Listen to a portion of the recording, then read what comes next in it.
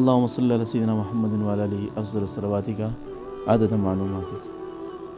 إن الصدق بر وإن البر يهدي إلى الجنة وإن الكذب فجور وإن الفجور يهدي إلى النار. یہ حدیث امام ابو داود رحمۃ اللہ علیہ نے اس کو کتاب الادب میں نقل کیا ہے، باب التشدید فی الکذب. یہ حدیث جوامع الکلم میں سے ہے. نبی پاک صلی اللہ علیہ وآلہ وسلم نے فرمایا، بے شک سچ بولنا نیکی ہے اور نیکی جنت کی طرف لے جاتی ہے، اور بے شک جھوٹ بولنا فسق ہے اور فسق دوزخ کی طرف لے جاتا ہے. اس حدیث میں دو باتیں قابل غور ہیں اور دو باتوں کی طرف پاک پیغمبر صلی اللہ علیہ وآلہ وسلم نے توجہ دلائی ہے.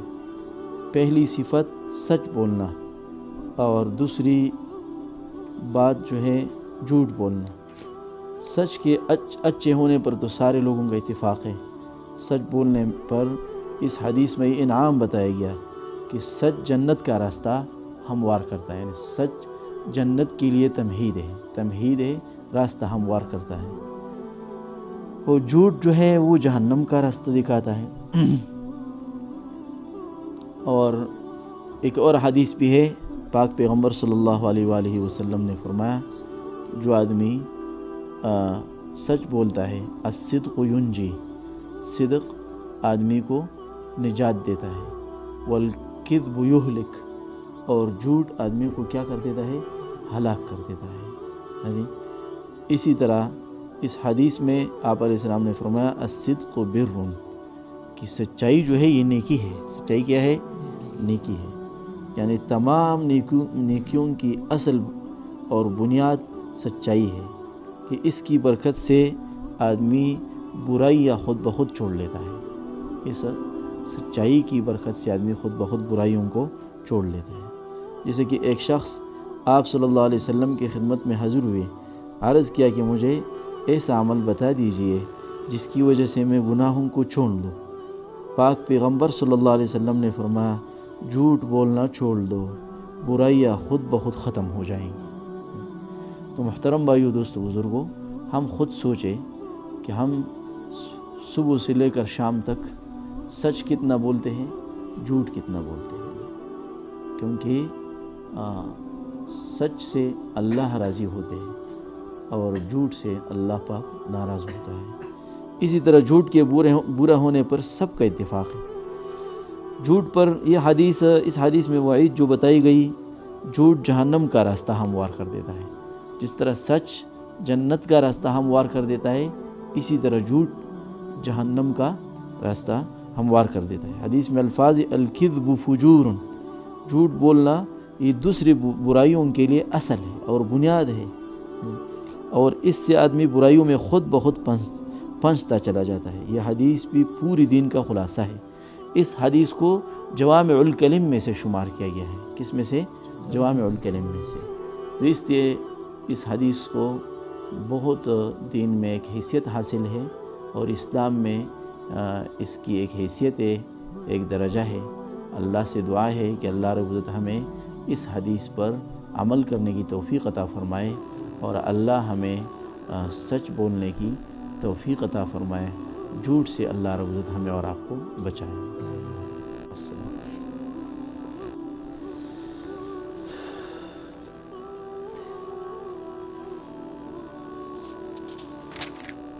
المغیرۃ رضی اللہ تعالی عنہ قال قال رسول اللہ صلی اللہ علیہ وسلم ان اللہ حرم علیکم عقوق الامہات ووأد البنات ومنع وہات وکرہ لکم قیل وقال وکثرت السؤال واضاعۃ المال. بلا شبہ اللہ نے تم پر حرام کر دیا ہے ماؤں کی نافرمانی کرنا اور لڑکیوں کو زندہ درگور کرنا اور بخل کرنا اور قیل و قال کرنا اور سوال کی کثرت اور مال کو ضائع کرنا. اس حدیث میں نبی پاک صلی اللہ علیہ وآلہ وسلم نے 6 کاموں سے روکا ہے. کتنے کاموں سے؟ 6 کاموں سے۔ نمبر 1، ماں کی نافرمانی کرنے سے روکا ہے۔ یہاں پر صرف ماں کا ذکر کیا، باپ کو چھوڑ دیا، اس وجہ سے کہ ماں کا حق زیادہ ہے، یا ماں کمزور ہوتی ہے، معمولی سی پریشانی بھی برداشت نہیں کر سکتی، بخلاف باپ کے کہ وہ بہت کچھ برداشت کر جاتا ہے، اس لیے ماں کا زیادہ خیال کیا جائے، یہی کہ ماں کے ذکر میں باپ بھی داخل ہے۔ مرقات میں لکھا ہے کہ ماں کے ذکر میں باپ بھی داخل ہے۔ دوسری بات جو پاک پیغمبر صلی اللہ علیہ وسلم نے فرمائی، لڑکیوں کو زندہ درگور کرنے سے، یہ اسلام سے پہلے کی رسم تھی، شریعت نے اس کو حرام کر دیا اور کہا کہ لڑکی موجب عار نہیں بلکہ موجب برکت ہے۔ تیسری بات جس کو پیغمبر صلی اللہ علیہ وسلم نے جس سے منع فرمایا، مال کو صحیح خرچ نہ کرنے سے، مال کو صحیح خرچ نہ کرنے سے۔ علماء کرام فرماتے ہیں کہ یہ حدیث عام ہے، صرف مال میں بخل مراد نہیں بلکہ ہر چیز میں ہو سکتا ہے، چاہے افعال ہو یا اقوال ہو یا کردار ہو، اس سے لوگوں کے حقوق ادا نہ کرنا، یہ سب اس میں داخل ہے۔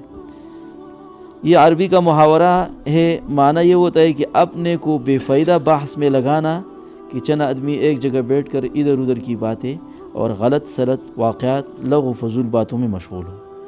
پانچویں بات جو حدیث میں کثرت سے سوال کرنے سے، یہ بھی عام ہے، کثرت سے سوال کرنا عام ہے، ہر چیز میں کثرت سے سوال کرنا۔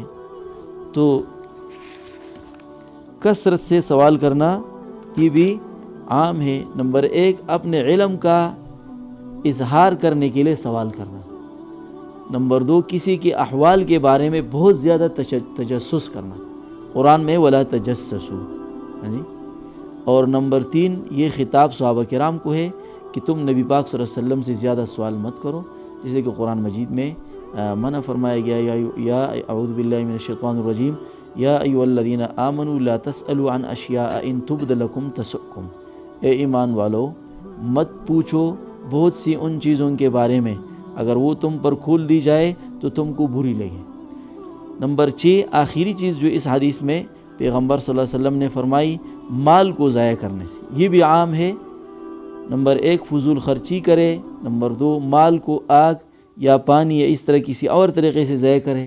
نمبر 3، معلوم ہو کہ جس کو مال دے رہا ہو یہ غلط جگہ پر خرچ کرے گا، تب بھی اس کو دے۔ ملا علی قاری رحمۃ اللہ فرماتے یہ حدیث حسن اخلاق کے بارے میں بہت اہمیت رکھتی ہے، یہ بھی جوامع الکلم میں سے ہے۔ اللہ رب العزت ہمیں ان دونوں احادیثوں پر، ان میں جو باتیں فرمائی گئی ہے پاک پیغمبر صلی اللہ علیہ وآلہ وسلم کی طرف سے، اللہ رب العزت ہمیں اور آپ کو اس پر عمل کرنے کی توفیق عطا فرمائے۔ وآخر دعوانا الحمدللہ رب العالمین۔